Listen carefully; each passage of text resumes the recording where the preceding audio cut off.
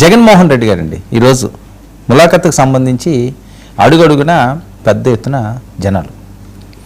So ఆయన సిదిరి అప్పలరాజు గారు ఆయన కలడానికి ఏదైతే ఆ కార్యక్రమం పెట్టుకున్నారో ఫైనల్గా ఆ కార్యక్రమం అవ్వలేదు. చాలా ఊహించిన పరిణామం ఇది.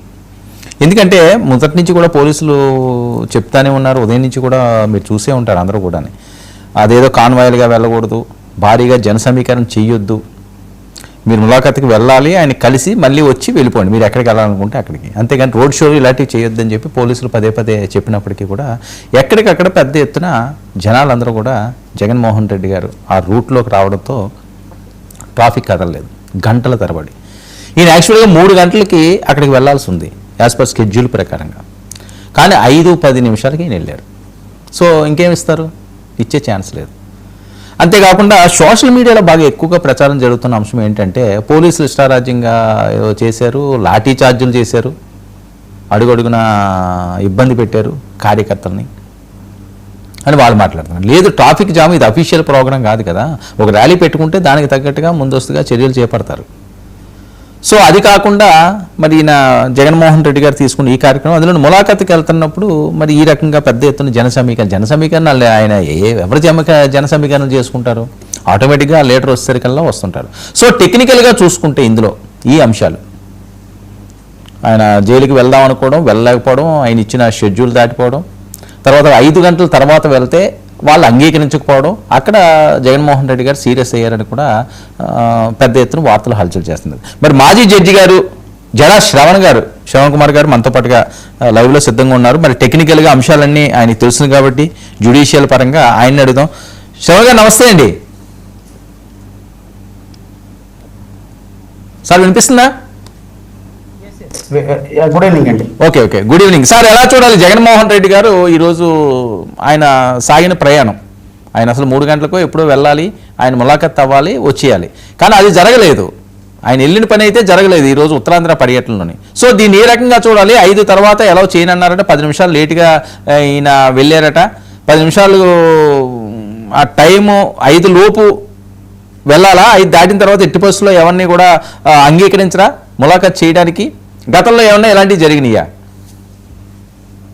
అంటే వరుణ్ గారు, ఇక్కడ ఇప్పుడు వైఎస్ఆర్సీపీ అధ్యక్షుడు జగన్మోహన్ రెడ్డి గారు వాళ్ళ పార్టీకి సంబంధించినటువంటి ఒక మాజీ మంత్రిని ములాఖత్తులో కలవటానికి వెళ్ళిన విధానం పట్ల మనం తప్పు పట్టాల్సిన పని లేదు. ఎందుకంటే ఆయనకి ఒక పార్టీ అధ్యక్షుడిగా వాళ్ళకు సంబంధించినటువంటి మంత్రి అరెస్ట్ అయ్యి లోపల ఉన్నప్పుడు వాళ్ళ కుటుంబాన్ని పరామర్శించడానికి ఎలా వెళ్ళాలి, ఎంతమందితో వెళ్ళాలి, వెళితే కార్యకర్తల్ని ఎలా ఆపాలి, వీటికి ప్రభుత్వం పోలీసులను పెట్టి ఆపటం అనేది ఖచ్చితంగా ఖండించాల్సినటువంటి అంశం. అది వాళ్ళ పార్టీ వ్యక్తులను కలవటానికి ఎలా వెళ్ళాలి, ఏ విధంగా వెళ్ళాలని మనం ఎవరు డిసైడ్ చేయడానికి, లేదా ప్రభుత్వం ఎవరు డిసైడ్ చేయడానికి. సో ఆ విషయంలో ఖచ్చితంగా మనందరం కూడా ఖండించాల్సినటువంటి అంశం. అయితే రెండవ విషయం ఏంటి అంటే, జగన్మోహన్ రెడ్డి గారు కలవటానికి కుటుంబ సభ్యులను మాత్రమే వెళ్తే ఆయన ఎప్పుడైనా వెళ్ళొచ్చు. ఇప్పుడు వాళ్ళ భార్యని, వాళ్ళ పిల్లల్ని కలవటానికి ఏ క్షణమైనా వెళ్ళొచ్చు, 5 తర్వాత వెళ్ళొచ్చు, 6 తర్వాత వెళ్ళొచ్చు, మధ్యరాత్రి వెళ్ళొచ్చు, తెల్లవారుజాము వెళ్ళొచ్చు. దానికి బ్యారికేడ్స్ ఏం లేవు, టైం సెన్స్ కూడా లేదు. అది బాధిత కుటుంబాలకి ఇష్టమైతే ఖచ్చితంగా ఎప్పుడైనా వీళ్ళు కలవచ్చు. కానీ జైలు నిబంధనలు అనేవి చాలా కఠినంగా ఉంటాయి వరుణ్ గారు. ఎలా ఉంటాయంటే, ఇప్పుడు ఫర్ ఎగ్జాంపుల్ ఏదైనా ఒక అక్యూజ్డ్ జైల్లో ఉన్నప్పుడు రిలీజ్ ఆర్డర్ అంటుంది. అంటే ఎవ్రీడే జడ్జెస్ దగ్గరికి బెయిల్ అప్లికేషన్స్ పెట్టిన తర్వాత, షూరిటీస్ యాక్సెప్ట్ చేసిన తర్వాత రిలీజ్ ఆర్డర్ ఇస్తుంది కోర్టు. రిలీజ్ ఆర్డర్ కూడా 4 o'clock తర్వాత, కొన్ని సందర్భాల్లో 3 o'clock, 4 o'clockకి మ్యాక్సిమం టైం, 4 o'clock తర్వాత రోల్ కాల్ అని ఉంటుంది వాళ్ళకి. 4 o'clock తర్వాత ఏ రిలీజ్ ఆర్డర్ కోర్టు నుంచి వచ్చినా వాళ్ళు రిలీజ్ చేయరు. కొన్ని జైల్స్ లో ఏంటి అంటే, మరి ఫ్లోటింగ్ లేని జైల్స్ లో అయితే ఇంకొక 1 hour వరకు ఎక్స్టెండ్ చేయొచ్చు. 5 o'clock వరకు రిలీజ్ ఆర్డర్స్ ని యాక్సెప్ట్ చేస్తారు. రిలీజ్ ఆర్డర్ రాగానే ఇమీడియట్ గా వాళ్ళని రిలీజ్ చేస్తారు. కానీ 5 o'clock తర్వాత ములాఖాత్ ఇవ్వటం అనేది ఇంపాసిబుల్. అది జైలు చరిత్రలో 5 గంటల తర్వాత ములాఖాతులు ఇవ్వటం అనేది లేదు. జగన్మోహన్ రెడ్డి గారు ఆయన మంది మార్బలంతో బాధితులను కలవటానికి వెళ్ళటంలో తప్పులేదు, కానీ ఆయన ఇచ్చినటువంటి జైలు అధికారులు ఏ టైంకి అయితే ములాఖత్ టైం ఇచ్చారో ఆ టైంకి మాత్రమే ములాఖత్ టైం యాక్సెప్ట్ చేస్తారు. ఆ టైంలోపు ఒక మాజీ ముఖ్యమంత్రిగా ఆయన నిబంధనలు గౌరవించాల్సిన బాధ్యత ఉంది తప్ప ఆయన ఇష్టం వచ్చినప్పుడు ఈ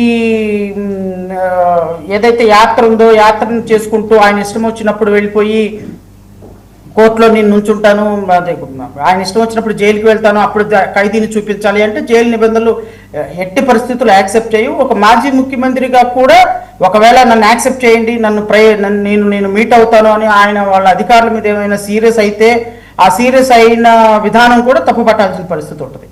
సో ఎట్టి పరిస్థితుల్లో జైలు నిబంధనలు 5 గంటల తర్వాత యాక్సెప్ట్ చెయ్యవు ములాఖత్కి.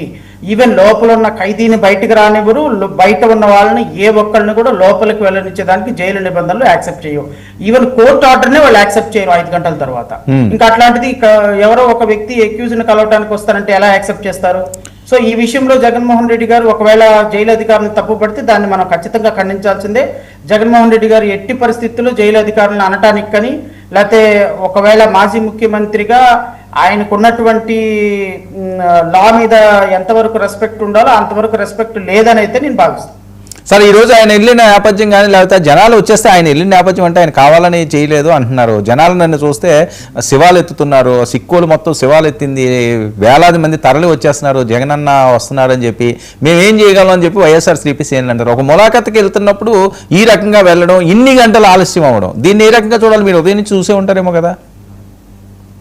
నేనేం చూడలేదు, బట్ మీరు ఇప్పుడు చెప్తుంటే చూస్తున్నాను. నేను ఇంతకుముందు జగన్మోహన్ రెడ్డి గారు కూడా ఆయన హైదరాబాద్ వెళ్ళినప్పుడు కూడా ఒక కోర్టు హీరింగ్కి అటెండ్ అయినప్పుడు కూడా ఇంతకు మించి ఎక్కువ జనం వచ్చారు హైదరాబాద్లో కూడా. సో ఆ ప్రతిపక్షాలు ఏమంటే అంటే ఇది ఆర్గనైజ్డ్గా వాళ్ళు